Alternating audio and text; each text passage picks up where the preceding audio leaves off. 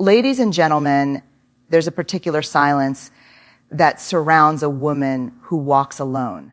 It's not the silence of solitude. It's the silence of misunderstanding, of questions whispered in corners, of pity cloaked as concern. But I'm here to say that silence has never been mine to carry. We live in a world that measures a woman's worth by the partnerships she keeps, especially the romantic kind. When a woman says, "I'm not married," there's often a pause in the room. That pause is louder than judgment. It's the sound of discomfort. But here's the truth. Walking alone is not a sign of absence. It's the presence of choice, the presence of clarity. It is the deepest kind of self-trust. To walk without a husband doesn't mean a woman is unloved. It doesn't mean she is incomplete. What it does mean, at least for the women I know, is that she has built a home inside herself so solid, no one else needs to hold the walls up. It takes courage to stand in a life you've chosen, not one handed to you. It takes strength to say, "This is enough," when the world tells you, you are not. And it takes enormous self-compassion to recognize that solitude can be sacred, not shameful. We live in a world that has equated togetherness with success and solitude with failure, especially when it comes to women. From the moment we are old enough to understand fairy tales, we are taught that the natural progression of a woman's life leads to being chosen by a prince, a partner, a man. This narrative doesn't just suggest companionship. It implies completion. That without someone else to share our lives with, we are inherently incomplete, that we are less than. And for women who walk alone by choice, by circumstance, or by the season of their lives, this myth becomes an invisible burden. But solitude, contrary to what we've been taught, is not a deficiency. It is not an empty space waiting to be filled. It can be a sacred state of wholeness. There is a significant difference between being alone and being lonely, yet the two are often used interchangeably. Loneliness is a feeling, a painful one, that can happen in a crowd or in a marriage. Solitude, however, is a condition we can choose. It is the ability to sit with ourselves, to hear our own voice without the noise of others drowning it out. And for many women, solitude is where they finally come home to themselves. It's where they peel off the expectations, roles, and masks that society hands them and rediscover the contours of their own soul. Solitude, when embraced, becomes a place of restoration. It is where resilience is built. It is where self-worth stops being conditional. Still, there's something culturally unnerving about a woman who is content in her solitude. There's a question that hangs in the air. What's wrong with her? We don't ask this about men with the same kind of urgency or judgment. A man alone is independent, focused, or career-driven. A woman alone, she must be hurt, cold, or unlovable. These assumptions aren't just outdated. They're damaging. They teach women to fear solitude instead of honoring it. They encourage us to settle for companionship that feels safe rather than live in authenticity that may be misunderstood. When we fear being alone more than we fear being misaligned, we make choices that betray our own hearts. What if we reframe solitude not as a failure to partner, but as a courageous act of self-alignment? What if we saw a woman walking alone not as someone left behind, but someone choosing a different route? A woman without a husband is not necessarily a woman waiting to be saved. She might be a woman who's saved herself, who's navigated heartbreak, career shifts, health crisis, motherhood, loss, or liberation, and found that walking alone gave her strength she didn't know she had. Her solitude might be hard-won. It might be her sanctuary. It might be the only place she's ever felt safe enough to breathe. Too often, We reward women for disappearing into others, for giving up their needs, sacrificing their dreams, shrinking their voice. We call that love. We call that devotion. But what do we call a woman who refuses to do that? A woman who says, I will not disappear, even if it means I must walk alone. Do we call her brave? Do we call her whole?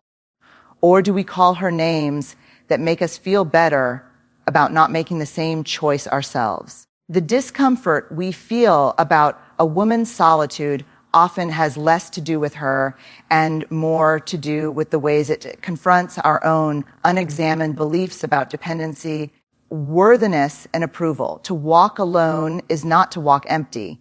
It is to walk honest. There is an honesty in solitude that can't be found in performative partnership. There is a clarity in it that doesn't ask for validation. A woman walking alone learns to be her own witness. She learns to belong to herself first. That doesn't mean she doesn't desire connection. It simply means she no longer seeks it from a place of lack. She doesn't need a partner to validate her existence. She doesn't need a ring to prove her value. Her life is not a placeholder. Her solitude is not waiting for a plot twist. It is her truth, and in that truth there is power. There is quiet, steady, grounded power, the kind that doesn't beg to be seen, but is felt in the way she moves through the world. A woman at home with her solitude walks differently. She listens differently. She holds space for herself the way others once failed to. She is not asking for permission. She is not waiting for applause. She is no longer auditioning for a role in someone else's story. She is writing her own, one deliberate step at a time. Alone, yes, but never lacking, never less, never lost. When a woman walks into a room alone, without a partner by her side, without the visual confirmation of a ring, a label, or an explanation, something happens. It's subtle, but it's real. The glances, the quiet assumptions, the unsolicited advice, suddenly, her presence becomes a question that others feel compelled to answer. Why is she alone? Is she okay? Did something go wrong? Is she still hoping? This response isn't about her. It's about the discomfort her autonomy creates in others. Her very existence challenges the framework society has worked so hard to maintain. And when that framework is threatened, people reach for the nearest emotional coping mechanism, judgment, pity, or projection. But here's what needs to be said. Just because someone else is uncomfortable with a woman's life does not mean she's living it wrong. Their unease is not her responsibility to fix. There's a deeply ingrained cultural script that tells women their highest expression of success is to be chosen. Marriage is painted as the finish line, the gold medal, the stamp of approval that a woman is desirable, acceptable, complete. So when a woman opts out, intentionally or otherwise, she disrupts that narrative. Her life becomes a counter story. And people don't always know how to hold that. They don't know what to do with a woman who isn't trying to fit herself into the story society has written for her. In these moments of dissonance, society often tries to hand that discomfort back to the woman. She's expected to explain herself, to justify her choices, to carry the emotional labor of making others feel at ease about her independence. But she doesn't owe anyone an explanation. Not for choosing herself, not for prioritizing peace over performance, not for protecting her time, her energy, or her heart. A woman who walks alone is not an unanswered question. She is a complete sentence. This projected discomfort can be subtle or loud. It might come as a dinner party guest who asks, "So, are you seeing anyone yet?" with an awkward smile that's more about their need for order than your happiness. It might be the pitying gaze from relatives, the whispered concern from friends, or the endless online content telling women how to find love before it's too late, as if we are perishable goods with an expiration date. It may even show up in well-meaning encouragements disguised as praise. You're so strong. You don't need anyone. As if being self-sufficient is a consolation prize for not being chosen. These reactions are not about the woman in question.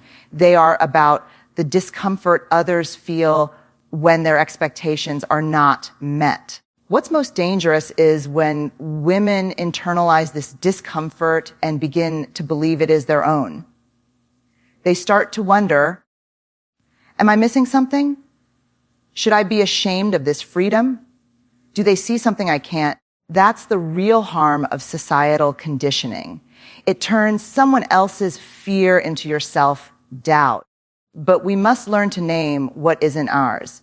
Just because someone else is confused by your joy doesn't mean it isn't real. Just because someone else is unsettled by your choices doesn't mean they aren't brave. There is power in not picking up what doesn't belong to you, in letting the world be uncomfortable with your wholeness, in sitting through the awkward silences that beg to be filled with explanations, and choosing instead to say, I like my life. There's something revolutionary in that, because it reclaims the narrative. It rewrites the script. It reminds us that our role is not to ease the world's fear of the unfamiliar. It's to live our truth with integrity, whether or not it's understood. And the truth is, there is nothing inherently uncomfortable about a woman being alone. What's uncomfortable is what that reality forces others to confront in themselves, the relationships they stayed in out of fear, the choices they made for approval, the parts of themselves they've silenced to fit in.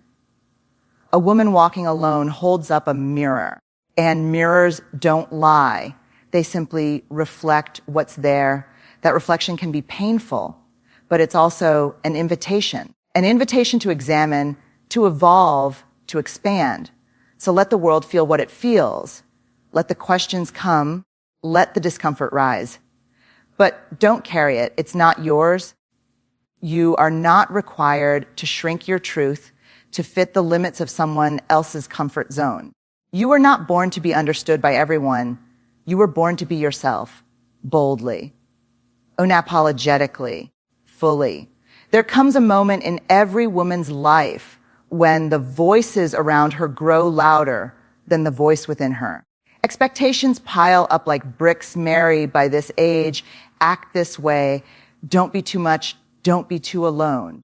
And when a woman chooses to step outside of those expectations, especially by walking alone, she quickly realizes that trusting herself will be the most radical act she can commit. Because self-trust is not only rare in a world that trains women to seek external validation, it is also threatening. It suggests she doesn't need permission to live the life she chooses. But self-trust doesn't appear overnight. It's built slowly, moment by moment, decision by decision, heartbreak by healing. It begins when a woman says, even if no one else understands this choice, I know why I'm making it. It grows stronger when she follows that choice with action, even when it's lonely, even when it's hard, even when it costs her the approval she spent her whole life trying to earn. Because self-trust is not the absence of fear. It's the decision to believe your inner voice more than you believe the noise around you. There is nothing more disorienting than trying to live a life where your internal compass and your external map no longer match. It's like trying to walk north while everyone around you is shouting that east is the only acceptable direction. At first, you question yourself. You think maybe they're right. Maybe I'm lost. But something deep inside whispers, keep going. And that whisper, that quiet knowing, is the beginning of self-trust. It is not loud. It is not flashy. but it is fiercely loyal. The world doesn't often encourage women to develop self-trust. From a young age, we are praised for being good, which often means agreeable. We are taught to seek reassurance. Am I doing this right? Do you like me? Do I fit in? And while those questions might help us survive, they rarely help us grow, because growth requires discomfort. It requires risk, and it absolutely requires the ability to look within ourselves for direction instead of constantly scanning the horizon for someone to tell us what to do. A woman who trusts herself becomes a woman who no longer waits to be told who she is. She doesn't hand over her choices to people who haven't earned the right to influence her. She stops performing and starts aligning. And alignment, while often misunderstood, is one of the most liberating experiences we can give ourselves. When a woman trusts herself, her decisions may confuse others, but they bring her peace. She may not be able to explain her why in a way that satisfies the world, but that's because her truth was never meant to be crowd approved. It's easy to underestimate the power of self-trust in a culture obsessed with certainty, checklists, and control. But trusting yourself is not about knowing all the answers. It's about knowing that you will show up for yourself no matter what the answers turn out to be. It's the ability to say, I don't know what comes next, but I know I'll handle it when it does. That's not arrogance. That's not recklessness. That's inner security. And inner security can't be bought, borrowed, or begged for. It has to be built from within. Women who walk alone often do so not because they've rejected connection, but because they've chosen authenticity. They've learned that self-betrayal is too high a price to pay for fitting in. And in choosing solitude over self-sacrifice, they discover something sacred, that the most important relationship they'll ever have is the one they have with themselves. That relationship, like any other, requires trust, attention, compassion, and care. And when that trust is intact, a woman becomes unstoppable, not because life becomes easy, but because she knows she can face what comes. There is nothing more magnetic than a woman who is anchored in herself. She doesn't need to convince, compete, or conform. She walks into a room with the quiet authority of someone who answers to herself. Her solitude is not a wall, it's a boundary. Her silence is not uncertainty, it's wisdom. Her stillness is not weakness, it's strength. And that strength isn't loud or performative, it's resilient, it's rooted, it's real. Self-trust is not about always being right. It's about being honest. It's about making a decision and standing by yourself even if the outcome doesn't go as planned. It's saying, I made the best choice I could with what I knew then, and I love myself for it. That kind of compassion is rare, but for women who walk alone, it becomes non-negotiable. They learn to befriend their own intuition, to listen for the truth beneath the fear, and to honor the wisdom of their own lived experience. So when the world questions a woman who walks alone, when it tells her to second guess herself, to be smaller, safer, quieter, she remembers she has her own back. She trusts her path even when others don't see it. And that kind of trust, that's power.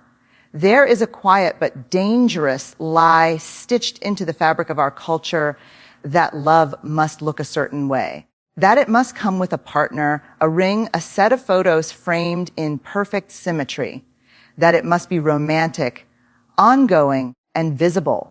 And so when a woman stands alone, without a husband, without a plus one, without a traditional narrative, there is often an assumption that she is unloved, that love has passed her by, that she has somehow missed the most essential ingredient of life.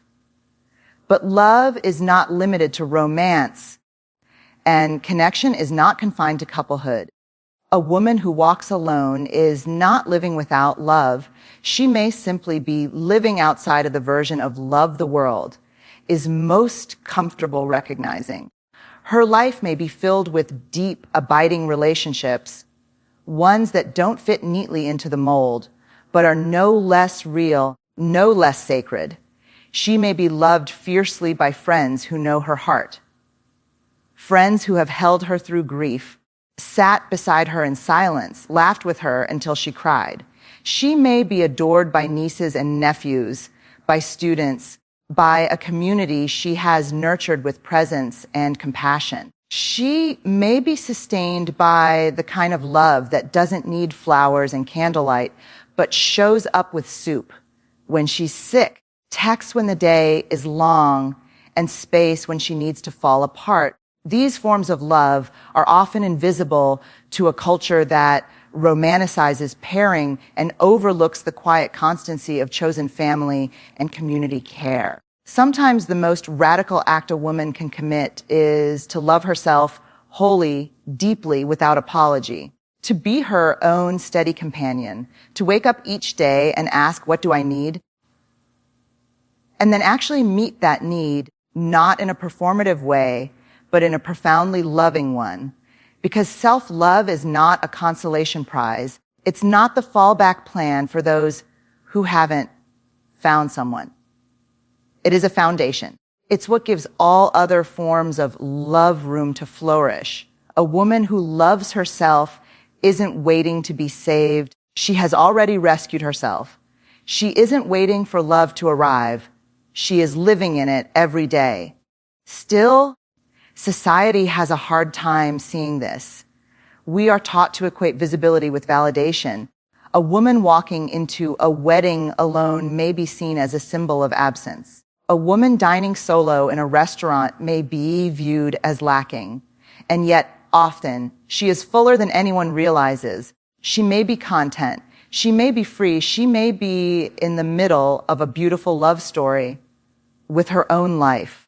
But because she doesn't wear her love on her ring finger or sign it with a shared last name, it is rendered invisible. And that invisibility isn't her problem to solve, it's society's limitation to outgrow. There's also the assumption that to walk alone is to be hardened, cynical, or somehow closed off. But in reality, many women who walk alone are incredibly open-hearted. They've simply learned to be discerning. They know their worth and will not settle for a version of love that asks them to shrink, betray themselves, or live in emotional scarcity. They're not closed to love. They just know what it's supposed to feel like. And if it's not mutual, nurturing, and expansive, they're willing to walk away. That too is love for themselves. A woman who walks alone may have chosen solitude over relationships that depleted her. She may have said no to dynamics that required her to diminish her light to make someone else feel comfortable. That doesn't make her bitter. It makes her brave. And it takes an extraordinary amount of love to walk away from what's expected in order to stay true to yourself. We often celebrate people for falling in love, but we rarely acknowledge the courage it takes to stay rooted in your truth when the world tells you that your worth is tied to being chosen. And so we must expand our understanding of love. We must see it not just in marriage licenses and Instagram posts, but in long walks alone at sunset, in Sunday dinners with friends, in journal entries written in the middle of the night, in the way a woman decorates her home for no one but herself, in the way she celebrates her own birthday, in the tears she lets fall without shame, in the boundaries she sets because she knows her heart deserves protection. That is love. That is presence. That is enough. Alone is not the opposite of love. It is not a state of failure, nor is it a condition that needs to be corrected. A woman can be alone and deeply, profoundly loved. And perhaps the most beautiful part that love doesn't have to be explained, justified, or proven. It simply is. There's a subtle yet powerful myth that clings to women who walk alone, the myth that they are waiting for the right man, waiting for their real life to begin, waiting to be chosen, validated, softened by partnership. And while some women may still internalize that story, more and more are rejecting it, not out of bitterness or resignation, but out of a deep embodied decision to stop postponing joy.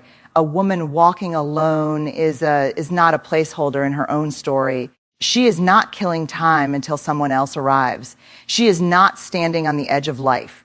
She is in it. Fully. Completely. Unapologetically. Living without a romantic partner is not a purgatory. It's a path. It's a path with its own milestones, celebrations, heartbreaks, and breakthroughs. It's not a waiting room. It's not the first chapter of a love story yet to unfold. It's the story, the life, the moment. A woman living alone might choose to travel solo, start a business, adopt a child, write a book, move cities, build a home, not in spite of being alone, but because she refuses to wait to be partnered before claiming her right to a full, expansive life. Waiting implies lack. Living affirms abundance. There is a crucial difference. There's a belief system, quiet but insistent, that suggests a woman's life is incomplete without a romantic arc. That all achievements are preludes. That success is slightly hollow if not accompanied by a partner to witness it. And this belief isn't just culturally reinforced, it's internalized. How often do we hear, good for her, but I hope she finds someone soon, as though the praise must be accompanied by a disclaimer of lack, as if her story remains partially unwritten. That narrative erases the fullness of her presence and assumes that a woman's deepest fulfillment can only be found in romantic companionship. But what if we reimagine the entire idea? What if, instead of treating her solitude as a liminal state, we acknowledged it as sacred space, a place of deep creativity, powerful self, knowing, and rich connection? Not necessarily with a partner, but with herself, with others, with purpose. What if a woman living without a husband was not seen as unfinished, but as deeply engaged in the act of becoming? To live without waiting is a kind of rebellion. It challenges every story that told her she had to be part of a pair to be seen as whole. It interrupts every question that assumes love must look a certain way, arrive on a timeline, or culminate in a wedding. It subverts the entire notion of deferred dreams, because the truth is a woman who is not waiting gets to experience life differently. She travels without compromise. She eats what she wants when she wants. She invests in her passions. She builds rituals that nourish her spirit. She decides what matters and then gives herself permission to pursue it without consulting anyone else's opinion of her priorities. She also makes space for relationships that matter, not out of obligation, but out of choice. She loves people deeply, knowing that none of them are there to rescue her or fill a gap. Her friendships are rich, intentional, and soul nourishing. Her community is built on connection, not convention. And most importantly, her relationship with herself is not a back burner obligation. It's central. It's real. It's respected. Let's be honest. There are still lonely days. There are moments when she wishes there was someone to share the load, to share the laughter, to share the softness of being held without words. She is human. And longing doesn't make her less whole. It makes her honest. But she doesn't freeze her life in response to that longing. She doesn't shrink herself or slow herself down while she waits for someone to arrive. She knows how to grieve what she doesn't have without abandoning what she does. That is the quiet power of a woman who is not waiting. She lets herself want more without withholding joy from the present moment. She has learned the art of botha, and she can be deeply satisfied with her life and still open to partnership. She can hold space for future love without treating her now as incomplete. She can build a life that is not a compromise, but a reflection of her values, her desires, her wild, unfiltered essence. And maybe that's the difference. A woman who is waiting puts her life on pause. A woman who is living hits play and keeps going. She is not preparing herself for someone to come along and make her feel valuable. She already knows her value. She is not seeking to be chosen. She has already chosen herself. Her life isn't a rehearsal. It is the show. And she is center stage not as a placeholder for someone else, but as the leading character in her own unfolding sacred story. Solitude, when worn by a woman, is often misunderstood. The world looks at her, unpartnered, unaccompanied, undefined by a husband, and assumes absence of love, absence of success, absence of worth. Because for so long, women have been taught that their presence only becomes meaningful through attachment. That being chosen by a man is the ultimate affirmation. And so when a woman chooses or embraces solitude, she is seen not as liberated, but as left behind. But solitude is not failure. It is not the leftover space after plans fall apart. It is not the shadow of dreams unmet. Solitude, for many women, is the first place they begin to hear themselves clearly after years, sometimes decades, of being told who they should be, how they should act, and where they should belong. It is in solitude that the noise finally quiets down. It's in the stillness that her own voice, the one she buried under people, pleasing, perfectionism, and performance, begins to rise up. Her solitude is not punishment. It's not exile. It's sanctuary, a reclamation of space, breath, and time. Because what the world rarely admits is that the roles often handed to women, wife, caregiver, nurturer, while sacred in many ways, can also become masks if taken on without choice. Many women in solitude are not avoiding love. They are finally removing the masks. They are no longer bending to fit a mold. They are asking themselves, sometimes for the very first time, who am I when no one is watching? Who am I when no one is asking anything of me? Who am I when I am not performing? Solitude offers something our culture rarely does, the permission to be whole without being halved. A woman who lives alone, who wakes up to her own rhythm, who makes decisions based on her own internal compass, is a woman who has tasted autonomy. And autonomy for women is often treated like danger, not because it is, but because it threatens systems that benefit from dependence. A woman who owns her time, her energy, her choices, she is not easily controlled. She is not easily convinced that her worth lies in someone else's gaze. Of course, solitude doesn't come without its shadows. Freedom is not always easy.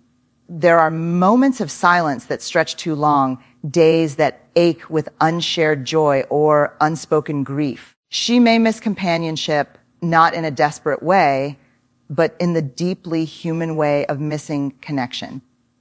But the difference is she does not trade her freedom to escape the ache. She does not run back to situations that ask her to abandon herself for the comfort of closeness. That is the quiet revolution of her solitude. She knows how to sit with longing without betraying her values. There is a sacred kind of dignity in that, the kind of dignity that does not scream or announce itself, but simply lives and breathes in how she moves through the world. She takes herself to dinner. She travels where she wants to go. She builds a home that reflects her and no one else. She has learned how to take up space without apology. And even when the world calls it lonely, even when it asks, don't you want someone? She simply smiles, not because she doesn't want love, but because she's not willing to give herself away for the illusion of it. Freedom for her is not the absence of connection. It is the presence of choice. She gets to choose who enters her world. She gets to decide what energies are allowed to stay. She does not entertain relationships that cost her peace. She does not abandon her truth for temporary belonging. And in doing so, she models a life that is not built on sacrifice, but on alignment. Her solitude is not the result of being unloved. It is the result of having loved herself enough to stay. We live in a culture that celebrates independence in men and questions it in women. A man alone is seen as focused, driven, perhaps mysterious.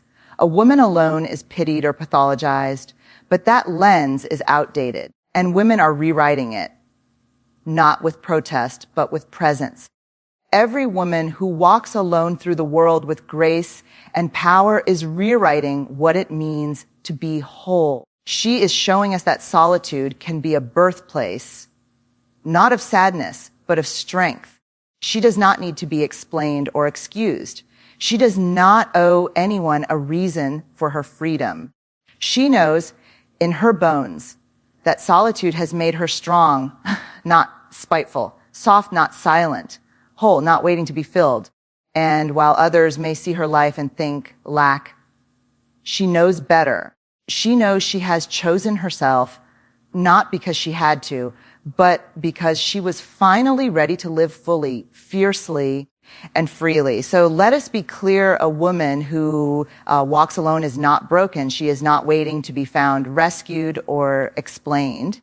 She is not a tragedy or a temporary state on the way to something more acceptable. She is a whole story, a living, breathing, choosing being. One who has dared to write her own narrative in a world that still tries to hand her the script. She has chosen to stand in her truth even when it's misunderstood, to define love for herself, to live fully without delay, to sit in her solitude not as a victim, but as a sovereign soul reclaiming space. She is not hardened. She is healed, not bitter, but boundaried. She knows what it costs to betray yourself for the comfort of others, and she has chosen the long road home instead. Her strength is not the kind that screams. It's the kind that whispers, I'm still here, especially on the days when that presence is its own miracle. We must stop asking her when she'll settle down. Stop measuring her life by who stands beside her. Stop calling her brave only because she is alone, as if her bravery begins and ends with the absence of a man. She is not defined by absence. She is defined by presence, her own. So may we honor her not with pity or projections, but with respect. May we see her as she truly is, not incomplete, not unfinished, but wildly, beautifully whole. And may every woman who walks alone know this deeply, that she walks not behind, not ahead, but entirely in her own power.